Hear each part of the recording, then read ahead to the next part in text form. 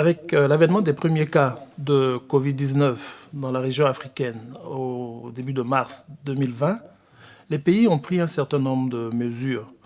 Encouragement des populations à rester chez elles à la maison, les mesures de distanciation sociale, de distanciation physique. Il y a aussi eu des mesures de confinement avec l'interdiction des transports, des populations de sortir de chez elles. Tout cela a fait en sorte que les populations ne pouvaient pas aller vers les services de santé en général et donc ne pouvaient pas fréquenter les services de lutte contre le VIH, contre la tuberculose et contre le paludisme.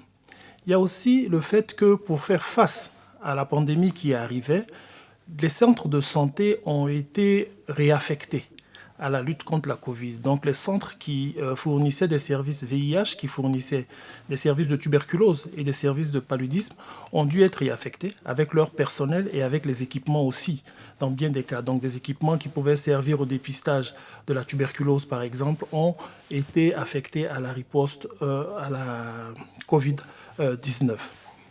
À cela, il faut ajouter le fait que les pays ont fermé aussi les frontières. Donc l'approvisionnement en produits de santé pour le VIH, pour la tuberculose et pour le paludisme avait du mal à arriver dans les pays. Donc on avait des retards et des tensions de stock qui ont empêché donc la fourniture des services. Et cela s'est donc ressenti dans les chiffres, dans la performance des programmes. Et le rapport du Fonds mondial fait bien d'évoquer un certain nombre de chiffres. Et ces chiffres sont en rapport, s'alignent bien sur les constats qui ont été faits déjà l'année dernière.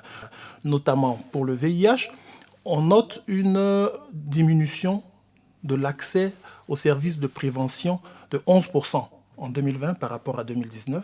On note une diminution de 22% des activités de dépistage entre 2020 et 2019. Pour la tuberculose, par exemple, on se rend compte que moins de 18% des personnes qui ont eu accès aux services en 2019 n'y ont pas eu accès en 2020 à cause de la Covid.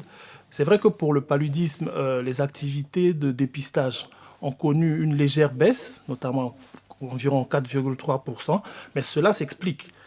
C'est le fait que le paludisme a des activités qui sont déjà bien implantées dans la communauté, donc en dehors des centres de santé, que les mesures prises du fait de la Covid ont impacté.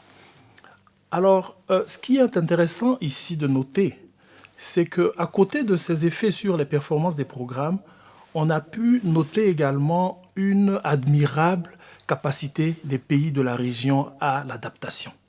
Avec l'aide des partenaires dont l'OMS et la Banque mondiale, le Fonds mondial et autres, ils ont pris des mesures innovantes pour pouvoir atténuer l'effet de la Covid-19 sur les programmes.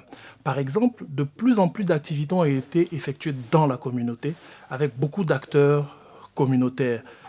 On a par exemple vu des activités de dépistage, des activités de traitement, des activités de suivi des patients, de distribution de moustiquaires qui se sont faites de plus en plus dans la communauté.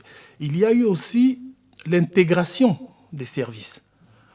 Les programmes VIH, les programmes tuberculose et les programmes de lutte contre le paludisme ont saisi l'opportunité des activités de lutte contre la Covid-19 qui allaient au contact des populations pour continuer d'offrir des services de façon à assurer que les populations ne manquent pas de ces services-là. Donc c'est un élément important à signaler et qui a permis, dès que les mesures de confinement se sont allégées dans les pays, ces mesures-là d'adaptation des pays ont permis de faire repartir la performance des programmes. C'est vrai que les performances ne sont pas au niveau auquel elles étaient en 2019, mais il faut noter qu'il y a une très, très bonne amélioration par rapport à ce qu'on a constaté en 2019 dans la première phase de l'épidémie de Covid-19.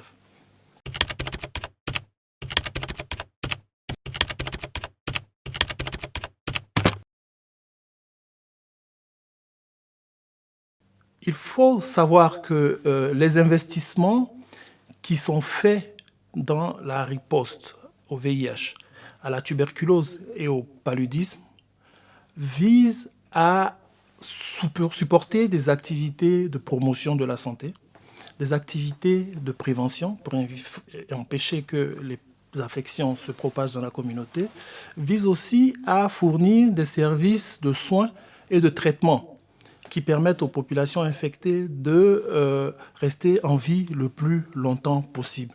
Tout cela pour contribuer à l'atteinte des objectifs de développement durable qui veulent une élimination du VIH, de la tuberculose et du paludisme à l'horizon de 2030, comme les pays se sont engagés. Mais tout événement qui vient compromettre la mise en œuvre de ces activités de promotion, de ces activités de prévention, de ces activités de soins et de prise en charge, constitue un obstacle, ralentissent les progrès des pays vers l'atteinte de ces objectifs de développement durable-là. Et donc, c'est un coût important. C'est un coût important qui est supporté par les pays dont le progrès vers les objectifs de développement durable est retardé. Mais il faut pour nous relever un élément important qui est une leçon à apprendre. C'est la place que la santé doit occuper dans nos pays dorénavant, dans le cadre des développements des pays de la région principalement. Voilà un événement de santé publique qui a paralysé le monde, qui a paralysé nos pays, les économies avec. Alors, aujourd'hui, cela doit servir de leçon pour se rendre compte qu'il faut accorder plus de ressources, davantage de ressources à la santé dans nos pays. Mais mieux, d'apporter ces ressources-là en amont, avant que survienne une catastrophe, de façon à bâtir des systèmes de santé résilients qui permettent donc de prévenir des impacts trop importants des événements, des catastrophes de santé publique sur la santé des populations.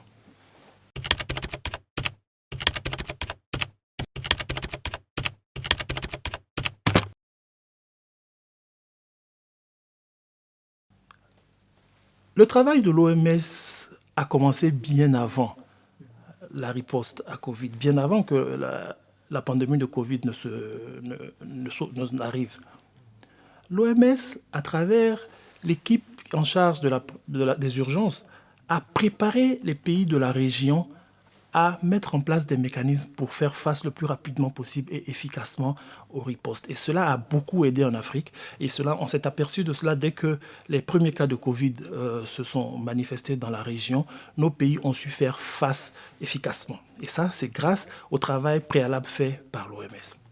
Dès que les premiers cas de Covid se sont annoncés, ont été enregistrés dans la région, l'OMS, avec les ministères de la Santé et beaucoup de partenaires dans les pays, a déployé son cadre de riposte aux urgences sanitaires, qui a permis aux pays de structurer leur riposte à Covid et de la rendre plus efficace, plus efficiente. Ce qui a permis à l'Afrique de ne pas ou d'enregistrer moins de conséquences néfastes qu'ailleurs. Et cela est important. Et dans ce cadre-là, de cette réponse, les programmes de lutte contre le VIH, contre la tuberculose et contre le paludisme dans la région africaine ont, dès le début de la pandémie, partagé avec les pays, à travers les bureaux de pays de l'OMS, des orientations qui leur permettaient de mettre en place des mécanismes innovants de façon à assurer la continuité des services essentiels pour maintenir la santé des populations concernant ces maladies-là. Et tout au long de la crise, il y a eu des entretiens et des suivis mensuels avec nos bureaux de pays de façon à assurer une réponse rapide aux difficultés qui pourraient se présenter quant à la continuité des services essentiels du VIH, de la tuberculose et du paludisme. Mais l'OMS va plus loin. Au récent comité régional pour l'Afrique, une résolution a permis de valider un cadre d'action régionale intégré pour le VIH, pour la tuberculose, les hépatites et les infections sexuellement transmissibles, qui recommande aux pays d'avoir des plans de contingence pour ces maladies-là, faire face à tout événement de santé publique et minimiser l'impact sur les performances de ces programmes-là, donc de VIH, de tuberculose et de paludisme. Parce qu'il faut avoir à l'esprit que le cap, c'est atteindre les objectifs d'élimination en 2030 et donc l'atteinte des objectifs de développement durable.